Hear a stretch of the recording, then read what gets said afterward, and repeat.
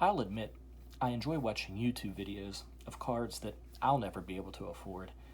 Because let's face it, that's about as close as I'll get to some of these cards that can sometimes sell for hundreds of thousands of dollars.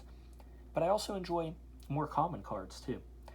And for me, in my collection, I try to stay grateful for the entirety of it. I remember growing up and seeing my friends just completely disrespect the common card while they were looking for their favorite player. And it made me sad. I wanted to talk about this, the 1999-2000 Ultra Lamar Odom rookie card. This is number 135. The 1999-2000 Ultra set runs at a manageable 150 cards. A far cry from the original Ultra set back in 92-93, a set of 375. That was a remnant of the early 90s when sets would go on for hundreds and hundreds of cards. You'd have commons all over the house, in shoe boxes, in the closet.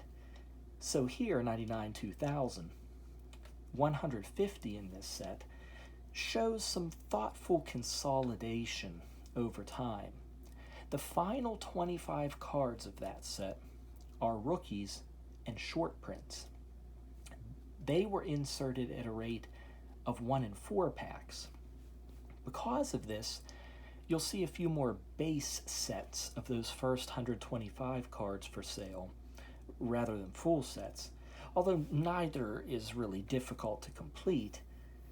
The set design is classy and simple, a borderless photo with the Ultra logo, the player's name, the team, and the position in foil along the bottom.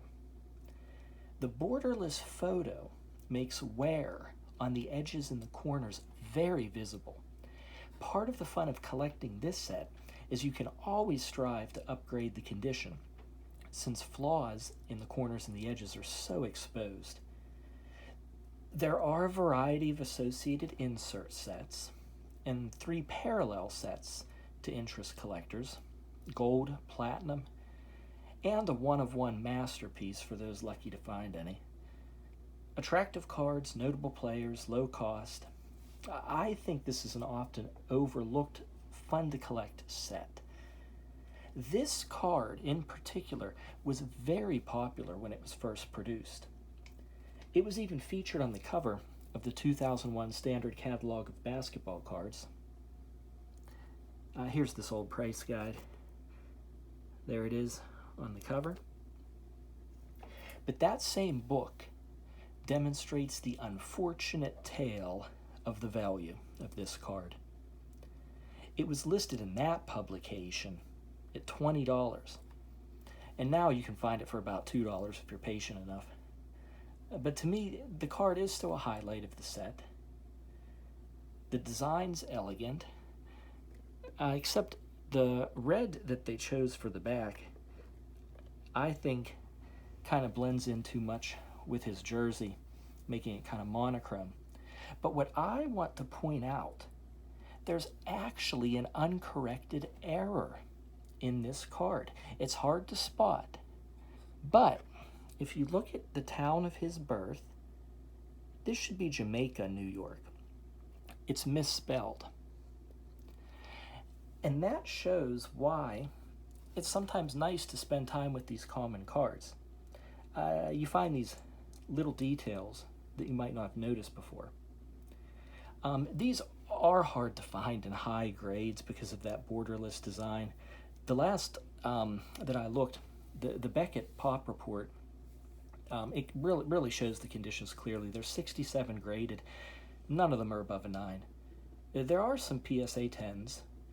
It makes me think that there might be some more leeway there than with BGS, or maybe PSA gets more submissions. I'm not sure. This one I got is not one of the big grading companies. And you can see the holder is kind of dirty, messed up a little bit. But visually, to me, those edges and corners really look pretty good. So honestly, I'm just afraid to get this one re-slabbed, that there might, it might damage a little bit. That's why I left it in here. But yeah, I mean, I hope you also enjoyed looking at a more common card than my first two videos. Yeah, and that about sums it up with this one. Thanks. Talk to you later. Bye-bye.